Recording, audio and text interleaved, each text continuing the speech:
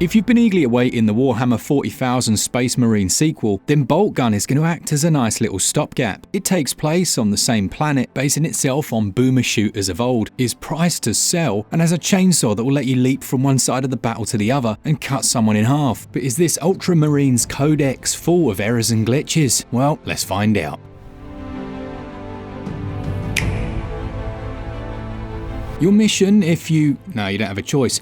You've got to go and destroy all the heretics on a planet known as Grya and try and find an artifact. And if that planet sounds familiar, that's the same one from the first Space Marines game. Things don't start out too rosy with your ship being destroyed and you crash land, but from there it's a non-stop bloodbath with the occasional interjection from your little companion, a floating cybernetic skull. As you'd expect from any good boomer shooter, although there's a reason to be here, you don't necessarily need to know it to enjoy the game. Still, with that said, it does continue its narrative and it's spread over 3 large chapters and over 20 stages.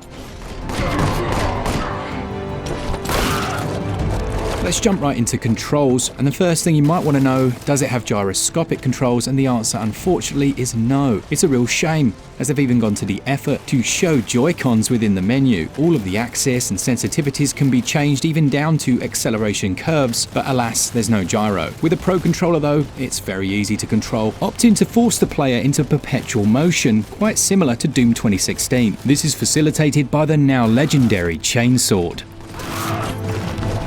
Holding the left trigger, you can lock onto enemies and instantly cover the distance and begin to, well, to chainsaw them. If you tap the trigger, you can continue this for longer, doing massive damage over time, and if the enemy is already stunned or wounded, then it's far easier to take them down in one go. The titular Boltgun, being the first and primary weapon of the game, fires small missiles known as bolts, which will rip enemies to pieces. While tougher ones will have health bars above their head, most will simply explode in a glorious shower of crimson as you dodge your way around their numbers. While there are several different difficulty modes to choose from, enemy AI is reasonable for this style of game. Rather than simply target your current position, they use your trajectory to decide where to fire. And being able to essentially pause the game by holding the left trigger, allowing you a few moments to change targets, makes chaining together attacks much more easy. I describe the combat as visceral, almost crunchy, which is mirrored with HD Rumble. Although the stages are quite linear, there are lots of hidden secrets all over the place. Weapon power-ups, health boosters, and one known as Contempt, which stacks up, and from what I understand, increases your damage the more you have, but drops when you take damage. There's no regenerating health here. This is old school pick up health and do your damnedest not to take damage. The level designs, they facilitate that faster style of play, allowing you to jump and climb up to areas above the enemy, jump down, slow down time, and generally make yourself feel far better than you probably are. Joined by the servo skull, this little floating skull will give you different tips, which is shown in the top left of the screen. His text is a little small though if you're in handheld mode. It's not all perfect. By its very nature, a boomer shooter has simplistic mechanics such as finding keys, using said key to open door, to then progress to the next area and fight a lot more enemies. And don't expect anything new. That sentence alone could describe 95% of your playtime. The enemy variety is a little lacking, but what isn't are the variety of stages and their designs. From dank caves to snowy mountaintops, there are many different playgrounds for your crimson carnage. As far as a first-person shooter, it's fun. It does become repetitive, which almost goes without saying, but when compared to the granddaddy in something like Doom 2016, what that did really well was including that mechanic where the melee combat replenished your ammo. Here, ammo's never really an issue, and they've tried to recreate that feeling with the dashing from one enemy to the next, chainsawing them to pieces. But as we'll see in the next section, there are a couple of issues with the Switch version. As it stands, it's a fun, classic boomer shooter with a single-player campaign that by the end of your time does end up feeling a little generic. The gameplay score would be slightly higher, but as you'll see in the next section, there are a few major issues with the Nintendo Switch version. Currently, gameplay scores 15 out of 20. The controls, they score 16 out of 20.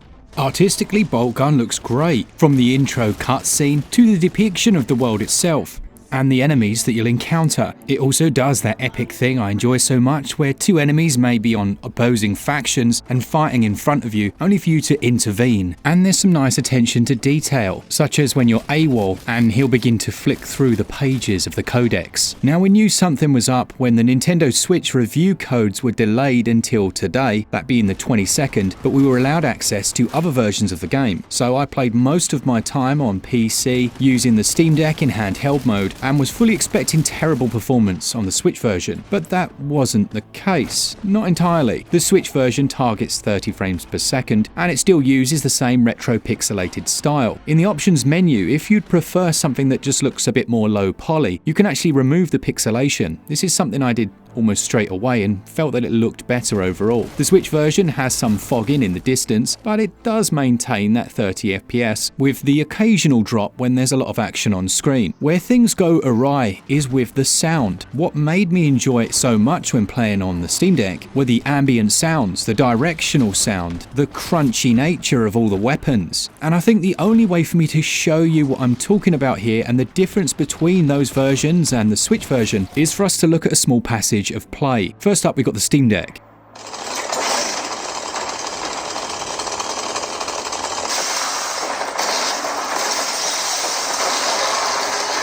Now, as you can hear, it has atmospheric sounds, there's a lot of ambience there. Each weapon, as well as the grenade, sound great. There's a lot going on. Then the same section on Switch.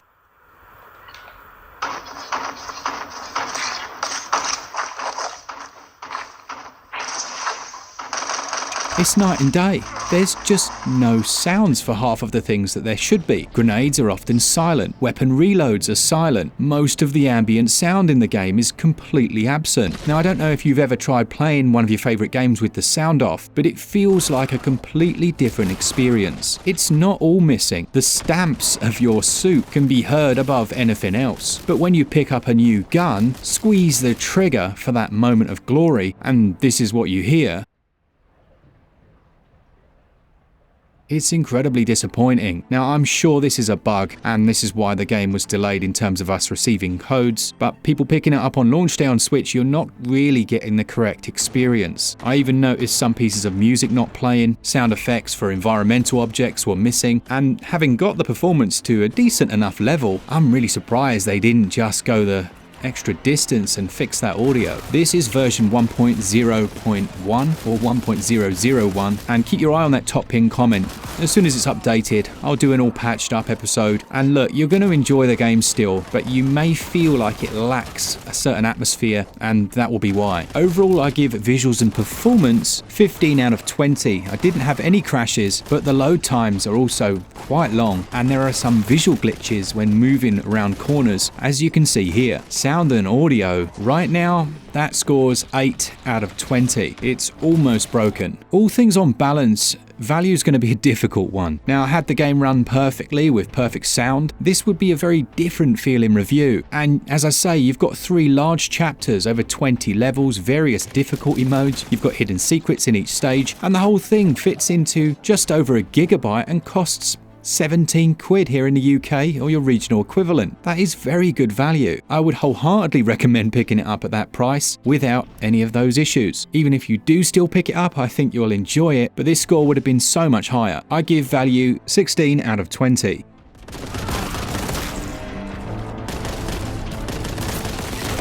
Bolgun serves as a nice retro first-person filler before the sequel to Space Marine finally gets here. There's fun to be had, and it's worth keeping your eye on the channel for when the inevitable patch drops and we cover it. Right now, Bolgun on the Switch gets a SwitchUp score of 70%. Let me know in the comments, is this one you've been looking forward to? Are you interested in it? Have I put you off? Hopefully not entirely, but yeah, I do have to let you know how it is. Thanks to all of you and to our Patreons and members, and as always, for all things Switch, all the time, keep it Switch up. Cheers guys, see ya!